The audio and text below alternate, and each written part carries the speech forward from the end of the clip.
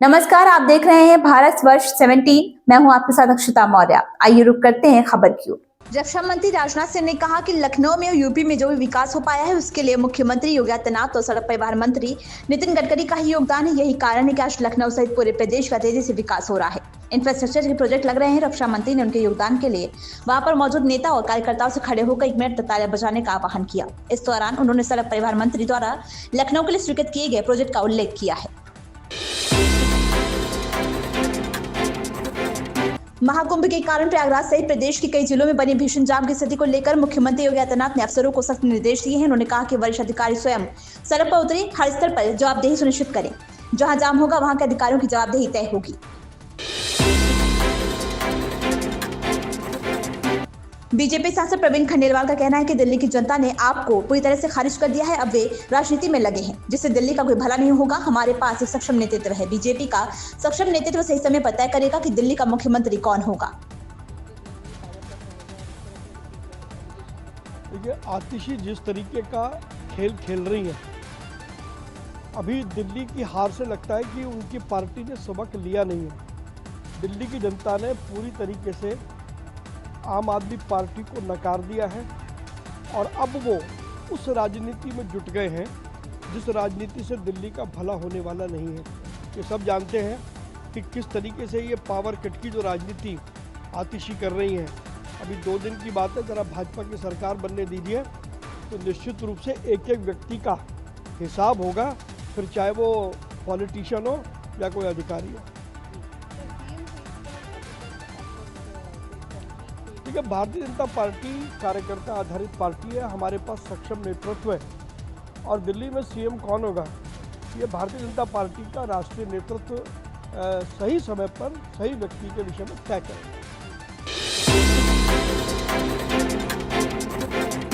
जंगल के आगे डिस्ट्रिक्ट से 15 फरवरी से फायर सीजन शुरू हो रहा है। इसको लेकर वन मुख्यालय ने आदेश जारी किया है। इसमें कहा गया है कि विशेष परिस्थितियों में ही वन कर्मियों को अवकाश मिलेगा। वन कर्मियों को कार्यक्षेत्र में रहने को कहा गया है। प्रमुख वन संरक्षक धनंजय मोहन का कहना है कि इस बार जंगल के आग के नियंत्रण के लिए कई बड़े कदम उठाने के प्रयास किए गए हैं। कर्मियों के अवकाश को लेकर भी निर्देश जारी किया गया है।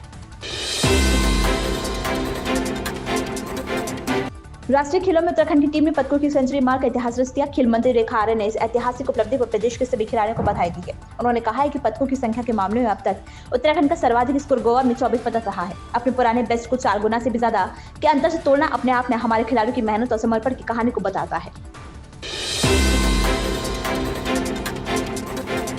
सपा के राष्ट्रीय अध्यक्ष और पूर्व मुख्यमंत्री अखिलेश यादव शुक्रवार को वाराणसी दौरे पर पहुंचे। लाल बहादुर शास्त्री हवाई अड्डे पर पत्रकारों से बातचीत करते हुए उन्होंने कहा कि प्रदेश सरकार महाकुंभ की तैयारियों के देश विदेश दुनिया को दिखाना चाहती थी, लेकिन वे ये नहीं बताना चाहती है कि कुंभ में जो भगदड़ हुई जिसमें वास्तविक रूप से कितने लोगों की मृत्यु हुई थी और भगदड़ का कारण क्या था।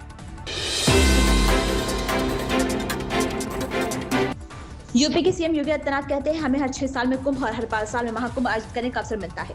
हम जो भी गतिविधियां करते हैं उससे हमारे पर्यटन को बढ़ावा मिलता है। महाकुंभ के कारण यूपी की अर्थव्यवस्था को 3 लाख करोड़ रुपए का बढ़ावा मिलेगा। लोग उंगली उठाते हैं और पूछते हैं कि 5-6 करोड़ रुपए खर्च क्यों किए जाते हैं। ये राशि सिर्फ कुंभ पर ही खर्च नहीं की जाती है, बल्कि प्रयागराज शहर के नवीनीकरण पर भी खर्च की जाती है। कुंभ के आयोजन पर कुल 1500 करोड़ रुपए खर्च होते हैं। वापसी से हमारी अर्थव्यवस्था को 3 लाख करोड़ रुपए का फायदा होता है। 6 वर्ष में कुंभ का और 12 वर्ष में महाकुंभ के आयोजन के साथ हमें जुड़ने का अवसर प्राप्त होता है। ये सभी आयोजन और इस दृष्टि से हम लोग इन सभी आयोजनों के साथ जो कुछ भी कार्य कर पाते हैं, बहनों और भाइयों, वह यहाँ पे टूरिज्म को उतना ही गुना आगे बढ़ाता है। ये मान के चलिए, ये जो 50-55 करोड़ लोग उत्तर प्रदेश में महाकुंभ के आयोजन के साथ जुड़ेंगे, ये उत्तर प्रदेश और देश की इकोनॉमी को कितना इसको बूस्ट प्राप्त मिलेगा, इसका अनुमान आप कर सकते हैं। मेरा अनुमान है कि उत्तर प्रदेश की अकेली अर्थव्यवस्था को महाकुंभ प्रयागराज के माध्यम से 3 लाख करोड़ रुपए की नई बढ़ोतरी होने जा रही है।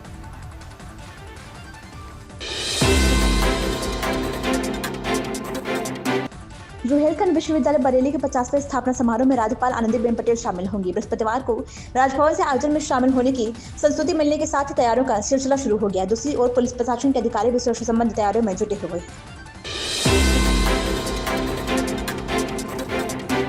उत्तर प्रदेश में एमएसएमई सेक्टर देश में सबसे तेज विकास करने वाले क्षेत्रों में से एक होगा। नाबार्ड ने वर्ष 2025-26 में पिछले वित्त वर्ष की तुलना में एमएसएमई सेक्टर में 52% विकास दर का अनुमान लगाया है। पिछले वर्ष छोटे उद्यमियों ने 2.91 लाख करोड़ रुपए का लोन लिया था, जो आगामी वित्त वर्ष में बढ़कर 4.45 लाख करोड़ रुपए होने का अनुमान है।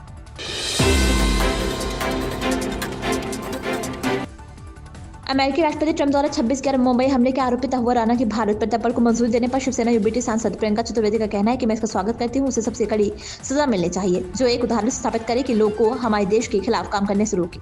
विजिट से नहीं, उससे पहले ही हो गया था कि America had agree to extradite him.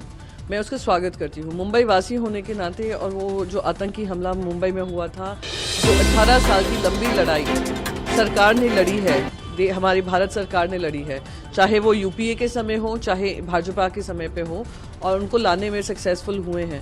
पर उससे ज़्यादा जिन्होंने ये षड्यंत्र रचा था पाकिस्तान में बैठकर। इस खबर में बस इतना ही। बने रहिए भारतवर्ष 17 के साथ।